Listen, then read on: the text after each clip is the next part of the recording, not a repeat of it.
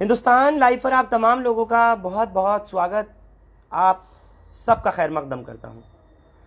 आज सुबह 7 बजे से लेकर शाम के 7:30 बजे तक, यानी समझकर देखें कि 12.5 घंटे ओखला के विधायक अमानतुल्लाह खान के यहाँ ईडी की रेड हुई, छापामारी हुई। लेकिन 12 घंटे में मिला क्या, हाथ में आया क्या, और घर से अमानतुल्लाह खान के ईडी के अफसरान को, ईडी की उस पूरी टीम को जो यहाँ पर पहुंचे हुए थे, क्या कुछ वो लेकर के गए, ये एक बड़ी चीज़ थी। हर 1 घंटे बाद जो खबर आ रही थी, मीडिया चैनल्स पर चल रहा था, उसमें यह था कि ईडी की एक बड़ी कार्रवाई अमानतुल्लाह खान के घर पर हुई है। और क्या अमानतुल्लाह खान के पास कुछ इस तरीके के प्रूफ, ऐसे कोई सबूत या कोई ऐसी चीज़ है जिसको लेकर के ईडी ले जाने वाली है। और उसके बाद फिर कुछ चैनल्स पर यह भी चला कि अमानतुल्लाह खान की गिरफ्तारी हो रही है। उसके बाद वो खबर अचानक से बिल्कुल गायब हो जाती है। सवाल यही है कि 12-12.5 घंटे में ईडी के लोगों को क्या कुछ अमानतुल्लाह खान की रिहाइश गाह से मिला, क्या कुछ उनके पास से बरामद हुआ। ये तमाम सवालात का जवाब अमानतुल्लाह खान ही देंगे। अमानतुल्लाह, आपका हिंदुस्तान लाइव पर मैं खैर मकदम करता हूँ। आप वालेकुम अस्सलाम। आपसे एक सवाल सीधा सा है, जनता भी जानना चाहती है। लोग ये सुन रहे थे दूसरे चैनल्स के माध्यम से कि आपकी गिरफ्तारी होगी, घर से बहुत कुछ मिल जाएगा। आज हुआ क्या और मिला क्या? सुबह 7 बजे मेरे यहाँ ईडी आई और उस वक्त में लोकल पुलिस नहीं थी साथ में, और मेरे एडवोकेट नहीं थे। तो उनके आने के बाद मैंने उनको अंदर लिया और पूरी तरह से उनको हमने कोऑपरेट किया।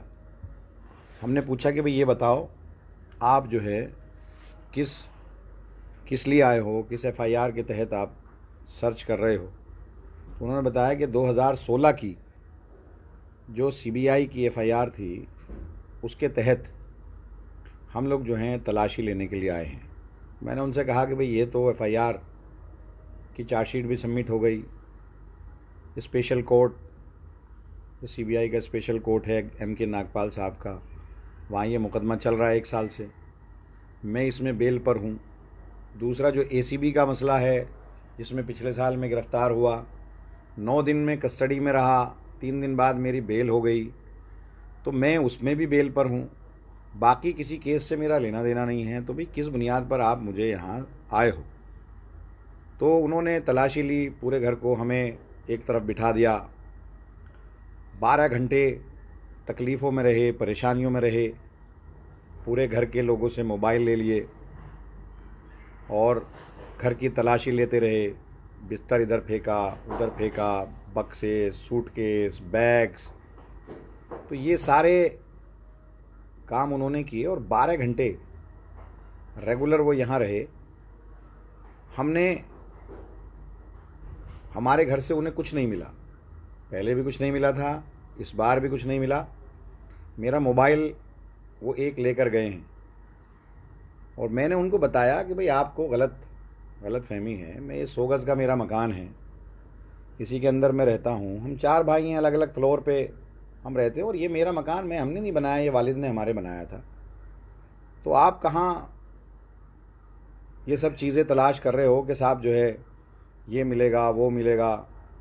तो ऐसा कुछ नहीं है, और एजेंसी अपना काम कर रही है, हमने अपना काम किया और हमने उनको पूरा कॉर्पोरेशन किया। पूरा हम बैठे उनके साथ, जितना टाइम 12 घंटे में अंदर रहा, किसी के साथ किसी किस्म की कोई बदतमीज़ी नहीं हुई, कोई हाय हुल्ला नहीं हुई, नारेबाजी नहीं हुई। हाँ, ये ज़रूर हुआ कि जब तक, क्योंकि ईडी का मसला मुझे ही नहीं पता था कि ये ईडी है और किस एफआईआर के तहत, क्योंकि मुझे नोटिस तो आया नहीं, मुझसे कुछ मालूम नहीं था। तो इसलिए मैंने ये ज़रूर कहा कि जब तक हमारे वकील और लोकल पुलिस नहीं आती तब तक मैं जो है वो आप लोगों को एंट्री नहीं दूंगा। वो लोग आए, एक हमने तलाशियाँ वगैरह लेकर के उन सबको हमने एंटर किया और 12 घंटे सर्च चला, और 12 घंटे के बाद वो यहाँ से गए। कुछ नहीं मिला उनको मेरे यहाँ से, सिर्फ उनको मेरा एक मोबाइल था, वो लेकर गए हैं। नहीं, तो 12 घंटे तक फिर चलता क्या रहा? मतलब ऐसा क्या चीज थी जो घर में मौजूद थी जिसमें 12 घंटे तक ईडी जो है वो एंगेज रही? एक भी अलमारी नहीं छोड़ी, एक भी बैग नहीं छोड़ा, एक भी बेड नहीं छोड़ा, एक भी गद्दा, बिस्तर, कपड़े, ड्रॉर, कुछ नहीं छोड़ा। 11-12 घंटे तक सर्च करते रहे, हमको प्रताड़ित करते रहे, हम बैठे रहे, एक तरफ रहे, लेकिन हमने कानून को हाथ में नहीं लिया। मैंने कहा कि आप करिए, हम आपको पूरा कोऑपरेट करेंगे, और उसी का हमने कहा, उनको जो जिस चीज़ की ज़रूरत थी वो हमने उनको पूरा किया। लेकिन हमने किसी किस्म की, किसी भी आदमी ने, हमने बदतमीज़ी नहीं की उनके साथ में। हाँ, जब वो आए उस वक्त में ज़रूर, तब तक लोकल पुलिस और मेरे वकील नहीं आए, तब तक मैंने उनको एंट्री नहीं दी, क्योंकि मुझे भरोसा नहीं है। और पिछली बार भी ऐसे ही हुआ था, तो क्या प्लांट कर दें क्या नहीं कर दें, तो बस ये था। और उसके बाद से वो गए, और बल्कि मैंने कहा भी कि भाई देखो, आप सीज़र मेमो है, सीज़र मेमो के अंदर सारी चीज़ें हैं, सिर्फ मेरा मोबाइल उन्होंने सीज़ किया है। अमानतुल्लाह साहब, मैं एक चीज़ ज़रूर पूछना चाहता हूँ। आप कह रहे हैं पुराना कोई मुकदमा है, तो पुराने मुकदमे का तो मामला ऑलरेडी सब जुडिस है, कोर्ट के अंदर चल रहा है। लेकिन सवाल इस बात का ये आ जाता है कि अगर वो मामला है तो वो तो कोर्ट के थ्रू होगा सब कुछ चल करके। एसीबी ने कुछ नहीं मिला कि उनके पास मिला, 9 दिन आपको रिमांड पे रखा, 3 दिन जेल में रखा, उसके बाद 12 दिन में आप अपने घर वापस आ गए, बेल आपकी हो गई। मसला ये था, क्या ईडी के पास इस तरह का कोई नोटिस था, सर्च वारंट था, कुछ आपको दिखाया गया, या आपके वकील के आने के बाद उन्होंने कहा कि हमारे पास ये चीज़ मौजूद है? नहीं, सर्च वारंट था उनके पास। उन्होंने सर्च वारंट, जब हमारे वकील आ गए तो उन्होंने सर्च वारंट दिखाया, और सर्च वारंट में था कि सर्च करना है मेरे घर को। लेकिन ये 2016 का एक मुकदमा है, एक मुकदमा 2020 का है, एक एसीबी के पास है, एसीबी में भी केस चल रहा है, उसमें मेरी बेल भी हो गई। और जो सीबीआई है, सीबीआई में केस चल रहा है, उसकी तो चार्जशीट भी सबमिट हो गई। 1 साल हो गया चार्जशीट सबमिट हुए उसकी, हर 15 दिन में 20 दिन में जो डेट पड़ती है, 17 तारीख को फिर तारीख है उसमें, और उसमें मैं बेल पर हूँ, दोनों केस में मैं बेल पर हूँ। तो फिर क्या था? रिक्रूटमेंट मतलब का टेरराइज करने का था, या या वक्फ बोर्ड के अंदर जो है वो नियुक्ति को लेकर, रिक्रूटमेंट को लेकर सवाल था, तो उसका ये तरीका होता है कि घर में आया जाए? एफआईआर में ये किसी ने कंप्लेन ही नहीं है। एफआईआर में ये है ही नहीं कि करप्शन हुआ, या हमने पैसे लिए, या हमने पैसे दिए, या हमने बेनिफिट लिया, ऐसा है ही नहीं।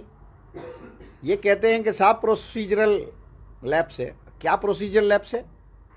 दिल्ली वक्फ बोर्ड में मैं वक्फ बोर्ड का चेयरमैन था, बोर्ड को लोगों को रखने की रख सकते हैं, पावर है, एक्ट के अंदर है, और मैंने तो कॉन्ट्रैक्ट पर रखे। 2 महीना काम किया 2016 में, चले गए, काम किया, उसके पैसे लिए उन्होंने। अभी जो काम कर रहे हैं पीछे, वो हाई कोर्ट चले गए थे, तो हाई कोर्ट ने कहा कि हम नहीं जानते कैसे रखेगा, इन्होंने काम किया, आप इनको पैसे दो। तो पिछली बार जो एसीबी वाला केस था 2020 का, उसके अंदर तो सब कुछ खोल के जज साहब ने कहा था कि कहीं लॉस हुआ ही नहीं। जिस तुम किराएदारी की बात कर रहे हो, जो इन्होंने अमाउंट रखा था उस अमाउंट से ज़्यादा में इन्होंने किराएदारी दी है, बोर्ड का फ़ायदा हुआ है, कहीं करप्शन नहीं हुआ। कोई आदमी, तुम कहते हो कि स्टाफ पैसे निकाल करके इनको देता था, तो वो कहीं साबित नहीं कर पाए, तो अब क्या साबित ये करने के लिए आए थे, मेरी ये समझ में नहीं आता। रिक्रूटमेंट का मसला, 12-12, 14-14, 15-15 हज़ार रुपया कॉन्ट्रैक्ट पर काम करने वाले लोग, सारे एलिजिबल लोग, कोई ऐसा भी नहीं है कि 12th पास है और उसको जो है हमने जो है बीए और ग्रेजुएशन की पोस्ट दे दी हो, ऐसा भी नहीं है। अरे कॉन्ट्रैक्ट पर रखे थे, आधे से ज़्यादा हट गए, पहले निकाल दिए थे, अब ये भी चले जाएंगे। इस तरह वहाँ ज़रूरत है तो रखे ना। अब से पहले मैंने उनको एक लिस्ट दी, मेरे पास थी, वो लेकर आए, नीचे से एक पेपर डॉक्यूमेंट लेकर आए, वो पूरी वक्फ बोर्ड की जब से लेकर के अब तक जो भर्तियाँ हुई हैं वो सारी थी उसके अंदर। अब से पहले एप्लीकेशन दी जाती थी, एप्लीकेशन पर भर्ती हो जाती थी, कुछ दिन बाद उनको परमानेंट कर दिया जाता था। जबकि मैं सीबीआई के अंदर गया था, इन्वेस्टिगेशन जब हुई थी, तो सीबीआई ने हमसे ये कहा था कि भाई आप अगर किसी को कॉन्ट्रैक्ट पर रखने तो कॉन्ट्रैक्ट पर ही रहेगा। तो मैंने ये बात सोचते हुए सबको कॉन्ट्रैक्ट पर ले आया था मैं, और हमने तो बेहतर करने की छापामारी की क्या बात भाई, है? मैं कह रहा हूँ सवाल ये है ना, इसमें छापामारी की क्या बात? भाई देखो, आप सुनो, हमने इंटरव्यू, हमने ऐड दिया, मैंने नहीं, बोर्ड ने एक रिक्रूटमेंट कमेटी बनाई, रिक्रूटमेंट कमेटी का चेयरमैन है, उन्होंने, रिक्रूटमेंट कमेटी ने सबके इंटरव्यू लिए, जो एलिजिबल लोग थे उनके इंटरव्यू लिए, उनकी लिस्ट बनाई, बोर्ड ने उनको अप्रूव कर दिया, और सबको कॉन्ट्रैक्ट पर रखा गया, परमानेंट एक को नहीं रखा गया। हब से पहले जो रखे जाते थे, एप्लीकेशन दी जाती थी, उनको रख लिया जाता था, ऐसे ही परमानेंट कर दिया जाता था। जबकि कानून ये है कि अगर कॉन्ट्रैक्ट पर रखे गए हैं तो कॉन्ट्रैक्ट पर रहेंगे, और परमानेंट अगर रखे गए हैं तो परमानेंट रहेंगे, जब तक कि गवर्नमेंट से कोई स्कीम ना हो। और इन्होंने सब सरकार के पैसे दिए, मैंने वक्फ बोर्ड की इनकम में से सब पैसे दिए। मेरे खुद समझ में नहीं आता भाई करप्शन क्या है, किससे पैसे ले लिए। एक आदमी की तो कंप्लेन हो कि कोई कहे कि साहब मुझसे इतने पैसे लेकर रखा गया, या साहब मैंने जो हो किसी का हक मारा हो, कोई ये कहे कि साहब मैं जो हूँ पोस्ट ग्रेजुएट था, वो इन्होंने मेरी जगह जो है 12th क्लास का बच्चा रख लिया, ऐसे भी कोई नहीं है। तो ये सब बाहरी लोग कंप्लेन करते हैं, एजेंसी FIR कर लेती हैं, उसके बाद साहब पीछे लग जाती हैं। नहीं, तो ये आपको क्या लगता है, एंटी करप्शन ब्रांच का मामला हुआ, ये सवालात उस वक्त में नहीं पूछे गए थे? आपको लग रहा है कि एक ही केस है, उसको एंटी करप्शन ब्रांच भी, उसको ईडी भी, उसको CBI भी, उसको इंटेलिजेंस भी, सभी एक ही केस को कर रहे हैं? 32 लोग कॉन्ट्रैक्ट पर रखे गए। 32 लोगों की क्या अहमियत है? 32 लोग जिनकी तनख्वाह 12,000, 15,000, 18,000 हो, उनको ACB भी कर रहा है, CBI भी कर रहा है, ED भी कर रहा है, इनके पास और कोई काम नहीं है? वो काम कर रहे हैं ना। हाई कोर्ट भी कह रहा है उनको काम किया, इन्हें पैसे दो, एलिजिबल लोग हैं ना सारे, अभी भी काम कर रहे हैं वो लोग। वो अगर जब काम कर रहे हैं वहां पर, तो उनको वो इलीगल क्या हो गया, इलीगलिटीज क्या हो गई, इरेगुलरिटीज क्या हो गई, बेल देते क्रिमिनलिटी क्या हो गई? बिल्कुल एंटी करप्शन वाले मामले में बेल देते में जज ने बिल्कुल क्लियर कट टिप्पणी की थी और साफ तौर पर कहा था, एंटी करप्शन ब्रांच को फटकार लगाई थी कि आपके पास जब कोई सबूत ही नहीं था, आपने उस वक्त भी घर पर रेड मारी थी, कोई पर्याप्त सबूत नहीं है, एविडेंस नहीं है, कुछ किसी ठोस नतीजे पे आप नहीं आए, आप फिर गिरफ्तार करके लाए क्यों? 9 दिन रिमांड पे रखकर, 3 दिन जेल में रखकर उस वक्त आपको बेल दी और बाकायदा जज ने फटकार लगाई थी। अब आपको क्या लग रहा है कि ये ईडी का जो मामला हुआ, कुछ इनके पास से अब आपके घर से बरामद नहीं हुआ, फिर क्या आपको लगता है कि आगे कोई इन्वेस्टिगेशन के लिए ज्वाइन कराएंगे? आप ये तो भाई यही जाने क्या करेंगे क्या नहीं करेंगे, एजेंसी का अपना काम है। हमें अगर ये बुलाएंगे तो हम जाएंगे, हम पूरा कोऑपरेट करेंगे। हम टकराव थोड़ा ना चाहते हैं, हम तो चाहते हैं हम काम करें, हमें काम करने दो, आप भी काम करो। आप लड़ क्यों रहे हो? आप लोगों से काम की बुनियाद पर वोट मांगो ना, एजेंसियों के टेरर से वोट मत मांगिए। हमें भी देखो, आप हमारी पूरी लाइफ को देखो। मैंने तो कहा हमें आप पता करो ना, मैं तो चाय भी नहीं पीता किसी की, मेरे यहाँ इतना डेवलपमेंट का काम हो रहा है, मैं तो चाय भी नहीं पीता, सब जानते हैं मेरे इलाके के लोग। तो ये जानबूझकर आपको लग रहा है कि ये सब कुछ CBI ED और ये सब कुछ? भाई आप एक बात तो बताइए कि 32-33 लोग रखे गए हों, काम वो कर रहे हैं, ज़रूरत है वहाँ। नए किराएदारियाँ अभी जब से मैं छोड़कर आया हूँ, भाई मैंने 298 किराएदारियाँ की। ये तो है कि मैंने 298 किराएदारियों में करप्शन कर लिया, ये तो कहते हैं ये लोग, लेकिन 2228 किराएदारियाँ हुई नहीं। अगर कोई 50 रुपये दे रहा तो वो 50 ही दे रहा। मैंने अगर 300 रुपये बढ़ा करके 70,000 रुपये कर दिया तो मुझे कहते हैं मैंने करप्शन कर दिया। अगर कोई आदमी 100 रुपया ही दे रहा है वो ठीक है, पिछला किराया वो भी नहीं दे रहा। 2228 किराएदारियाँ हैं जो वो बोर्ड रेजोल्यूशन करके आया था, ये की जाए, एक भी नहीं हुई अभी तक। कंप्लेनें होती हैं बस, पूरे बोर्ड को ठप कर दिया, बर्बाद कर दिया। आज इमामों का पैसा नहीं जा रहा, आज स्टाफ का पैसा नहीं जा रहा, बेवाओं का पैसा नहीं जा रहा, आज किसी गरीब की मदद नहीं हो रही। मैं तो हट गया ना।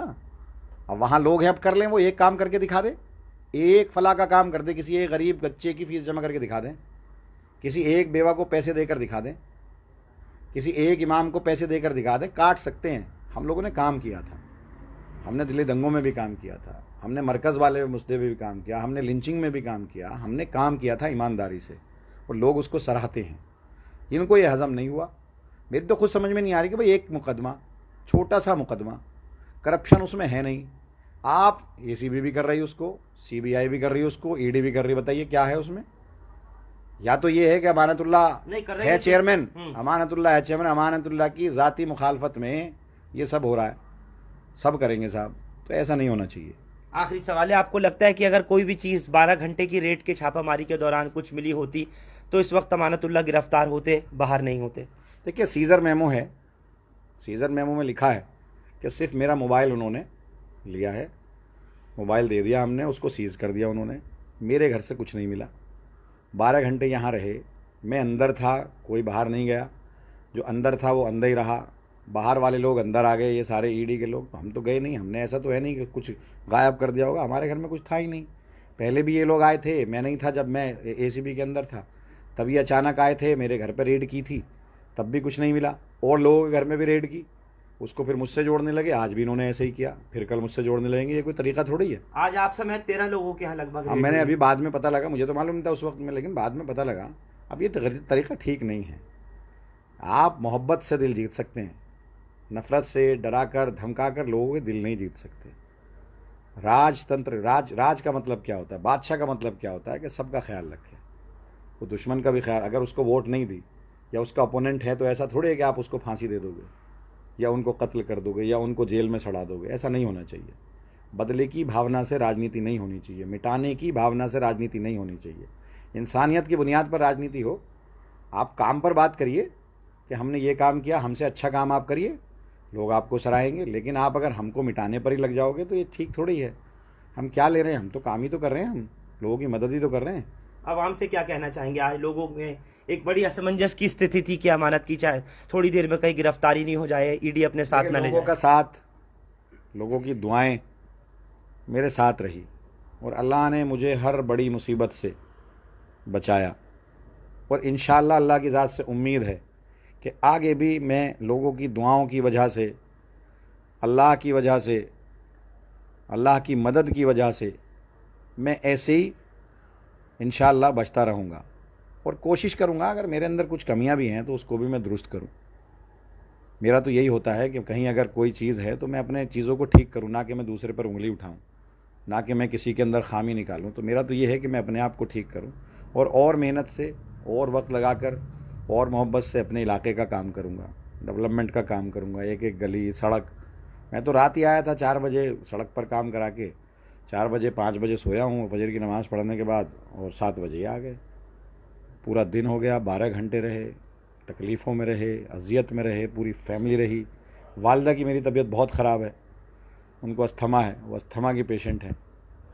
वो आज बहुत परेशान थी, तकलीफ़ में थी, 12 घंटे तकलीफ़ में रहीं, सांस थी, कई मरतबा नेबुलाइज़र उनको लगाया। तो बस यही है कि लोगों से मेरी तो ये दरख्वास्त है कि आप लोग ऐसे ही मोहब्बत के साथ भरोसा करके, बस इस बात का कहूँगा कि अमानतुल्लाह ज़िंदगी में ना अमानतुल्लाह ने हराम खाया है ना खाएगा। मेरे वालिद ने मुझे हराम नहीं खिलाया, मैं अपने बच्चों को हराम नहीं खिलाऊंगा। जिस दिन रिश्वत लूँगा उस दिन ये समझ लीजिएगा कि मैंने सूअर खा लिया। सूअर नहीं खाऊंगा, सूअर का गोश्त नहीं खाऊंगा, कभी रिश्वत नहीं लूँगा, कभी आप लोगों का सर नीचे नहीं होने दूँगा। आपकी पार्टी आपके साथ? एजेंसियां, हाँ अल्हम्दुलिल्लाह। लोग कहते हैं बड़ा पैसा, भाई सारी एजेंसियां पीछे लगी हुई है भैया, मुझे क्यों बताते हो या पीछे क्यों बैठते हो? जाकर दे दो उन्हें पते, कहीं हो तो सही। कभी कुछ बताते हैं, कभी कुछ बताते हैं जिनको मैं जानता ही नहीं, जहाँ मैं गया ही नहीं। देहरादून में आपका क्या है, वहाँ आपका क्या है, नैनीताल में आपका क्या है, राजस्थान में तो मैं जाता ही नहीं, मैं गया ही नहीं। दुबई लिंक, मैंने कहा मैं दुबई गया ही नहीं, पासपोर्ट ही नहीं है मेरा। ये सवाल ईडी कर रही थी, एसीबी कर रही थी? सब ही करते हैं, सब करते हैं। लेकिन अल्लाह का शुक्र है, एहसान है कि पार्टी मेरे साथ खड़ी है और मैं उन सब का शुक्रगुजार हूँ। सीएम साहब का शुक्रगुजार हूँ, राघव चड्ढा जी का और तमाम गोपाल राय जी का, और सब लोगों का टेलीफोन आया, आतिशी जी का, दुर्गेश भाई का, नितिन त्यागी यहाँ आए थे, दिलीप पांडे, इन तमाम लोगों का मैं शुक्रगुजार हूँ कि सब मेरे साथ खड़े रहे। और मैं उनको ये यकीन दिलाना चाहता हूँ कि आपको कभी भी शर्मिंदगी नहीं होगी मुझसे। मैं हमेशा ईमानदारी से मैंने काम किया है। सारी एजेंसियाँ लगी हुई हैं, तीनों एजेंसियाँ लगी हुई हैं, 1 रुपये का बेईमाना अभी तक ये पकड़ नहीं पाए। है ही नहीं तो पकड़ेंगे कहाँ से? एक घर है 100 गज का, 2 बच्चे, मैंने पहले भी कहा था, मैंने दिखाया फिर उनको, पहले एसीबी वालों को दिखाया था, आज ईडी वालों को दिखाया, लोकल एसएचओ को और एसीपी को भी दिखाया। देखो मेरे बच्चों का कमरा, ऊपर मेरे बच्चा 21 साल का बेटा है, 15 साल 16 साल की बेटी है, बंकर बेड है, लोहे का बनाया हुआ है, 8 बाई 10 का कमरा है। तो देखा, मैंने दिखाया उनको, एक एक चीज़ दिखाई, बेड दिखाया अपना, तखत टूटा हुआ। ऐसा नहीं है, मैंने उन्हें बताया, मैंने कहा आदमी के पास पैसा होता है सबसे पहले अपने घर को ठीक करता है। मैंने कहा आज मुझ पर गाड़ी नहीं है, बगैर गाड़ी के रहता हूँ, दूसरों की मांगता हूँ या कहीं जाता हूँ। तो ये मैंने उन्हें बताया सारी चीज़ें, और सब जानते हैं मैं गलत काम नहीं करता।